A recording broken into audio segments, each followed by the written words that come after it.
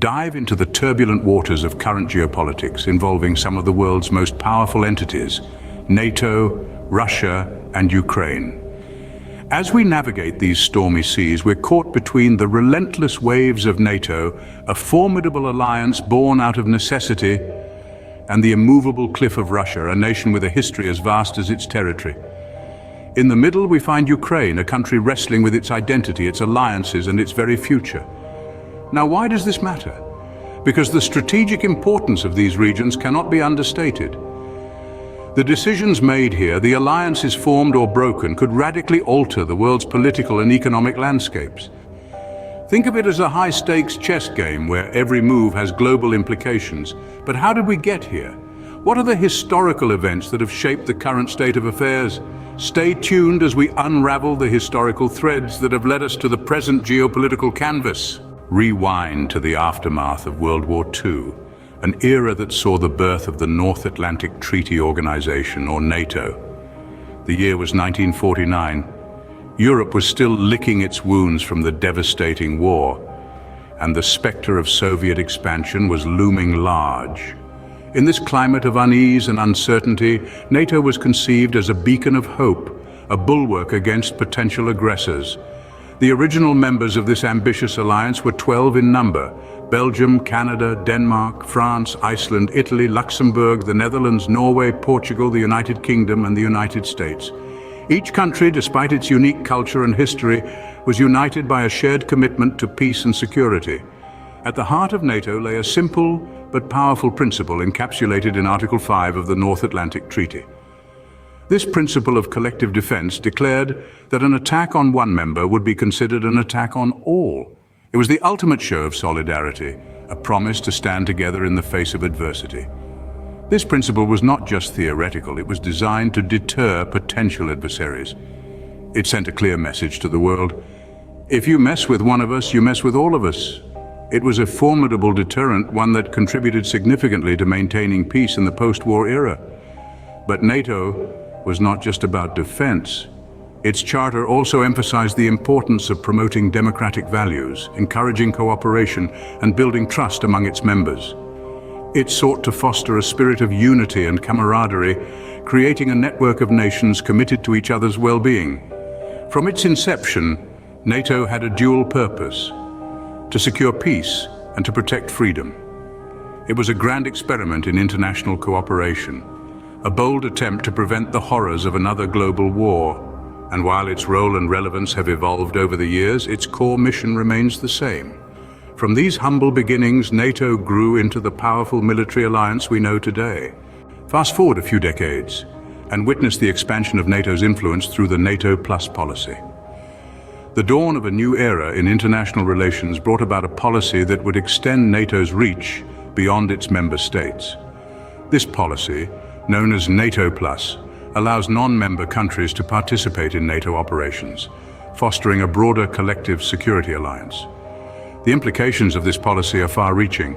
The NATO Plus policy creates a larger umbrella of protection, extending its security assurances to more states. However, it's not without its fair share of criticism. Critics argue that the NATO Plus policy can be seen as an expansionist strategy, potentially provoking non-aligned states and creating new geopolitical tensions. The NATO Plus policy also raises questions about the balance of power in global politics.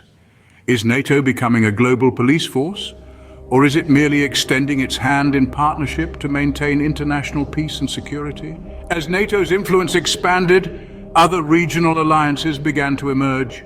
Enter CENTO and SEATO, two alliances formed in the wake of NATO's success. In the mid-20th century, as the world grappled with the aftermath of World War II and the rising tensions of the Cold War, two significant alliances emerged, inspired by NATO's model of collective defense. Meet the Central Treaty Organization, or CENTO, and the Southeast Asia Treaty Organization, fondly known as SEATO. Let's first turn our attention to CENTO. Established in 1955, CENTO brought together Iran, Iraq, Pakistan, Turkey, and the United Kingdom. The United States, while not an official member, provided military and economic support. The aim? To prevent the spread of communism in the Middle East, acting as a bulwark against the Soviet Union. Yet as time wore on, Political discord and changing priorities led to its dissolution in 1979. Now let's journey east to SEATO. Formed a year earlier in 1954, SEATO comprised of Australia, France, New Zealand, Pakistan, the Philippines, Thailand, the United Kingdom and the United States. Its mission? To halt the spread of communism in Southeast Asia. Yet it faced criticism for its lack of an Asian majority and a perception of Western dominance. By 1977, SEATO had disbanded, its purpose having been overtaken by the realities of a changing world. Both CENTO and SEATO, though short-lived, played pivotal roles in the geopolitical landscape of their time. They were instruments of containment during the Cold War, seeking to curb the influence of the Soviet Union and the spread of communism. Yet, their dissolution reflected the complexities of global alliances, the challenges of shared objectives, and the shifting sands of global power. Indeed, the world stage is a dynamic arena where alliances are formed, evolve, and sometimes fade away. Yet each leaves its imprint, shaping the contours of global politics and international relations. Though short-lived, CENTO and SEATO left their mark on the world stage. Now let's turn our attention to the Nordic region, specifically Finland. The possibility of Finland joining NATO introduces a new dynamic to the global chessboard. Historically, Russia and Finland share a complex relationship marked by wars and treaties. The strategic importance of Finland with its lengthy border with Russia cannot be overstated. Imagine Finland as a vital puzzle piece. Its NATO membership could potentially shift the balance of power in the region. It could also reshape Russia's defense strategy significantly. It's not just about the land or the borders, it's about influence, power, and the ability to control the narrative in this geopolitical game. Russia's apprehension towards Finland's possible NATO membership is understandable. It would mean a NATO country right on Russia's doorstep, which could be perceived as a threat to Russia's security. The Finnish question adds another layer of complexity to the already intricate geopolitical puzzle. Let's take a step back and piece together the geopolitical puzzle we've been exploring. We dove into the birth of NATO, a collective defense initiative born out of the ashes of the Second World War, a pact designed to safeguard the freedom and security of its member states through political and military means. We then ventured into the expansion of NATO's remit through NATO Plus, a strategic move to increase global security by extending collaboration beyond the North Atlantic. This expanded alliance has the potential to shape global geopolitics significantly, but like all such initiatives, it's not without its complexities and challenges. Our journey then took us to the heart of the Middle East and Southeast Asia with the Central Treaty Organization, CENTO, and the Southeast Asia Treaty Organization, SEATO. These organizations, though now defunct, played pivotal roles during the Cold War era, and their impacts continue to reverberate in the regions they once influenced. Finally, we delved into the Finland question. The prospect of Finland joining NATO has been a cause of concern for Russia, given the country's strategic location. Finland's potential NATO membership could alter the balance of power in the region and result in strategic losses for Russia, further complicating the already tense geopolitical landscape. In all of this, we've seen how alliances like NATO, NATO Plus, CENTO and SEATO have shaped and continue to shape the world stage.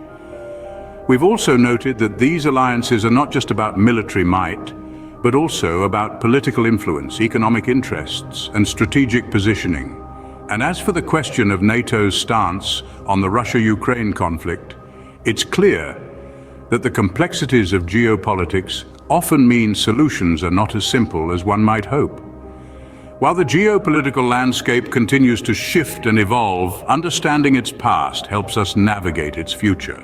Until next time, keep questioning.